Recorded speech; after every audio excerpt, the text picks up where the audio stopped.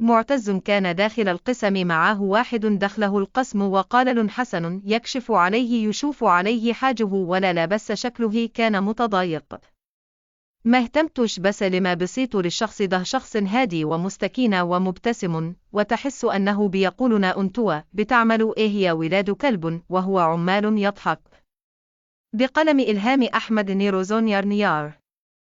كل اللي موجودين كانوا مستغربين منه، لأنه مشى شكل بني آدم سوابق، ولا له في حاجه إيه اللي جابه هنا، وليه معتزه فرقع منه كده. بعد شوية رجع معتز قالهم دخلوه الحبس، لكن كلهم خايفين يقربوا منه. راح معتز شتمهم وراح مسكوا ونازل على الحجز، وبعد كده الدنيا اتقلبت وسمعت صوت صريخ وأصوات كتير. كان في حرب قامت، ما أكذبش عليكم، قلقت أن حاجة زي ده تحصل عندنا، بس جه في بالي أن معتز تجني جنانوته ونزل ضرب في المساجين زي ما بيعمل.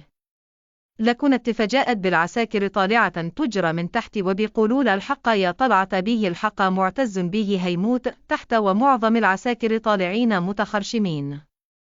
بصراحة بصيت لشكل العساكر قلقت، بس أنا ضابط مفيش مجال للخوف، لازم أنزل أشوف فيه إيه. بقلم إلهام أحمد نيروزونيار. وبعدين قلت في نفسي يعنى معتز لي عامل زي الثور هيموت تحت، وأنا أنزل ده حتى يبقى غباء.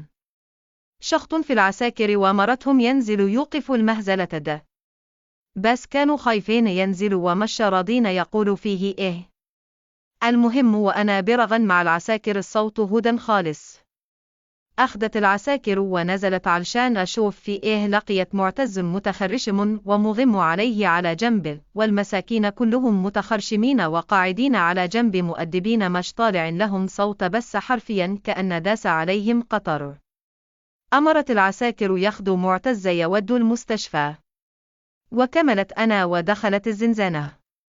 لقيت المساجين اللي فايق فيهم بشاور على حجه.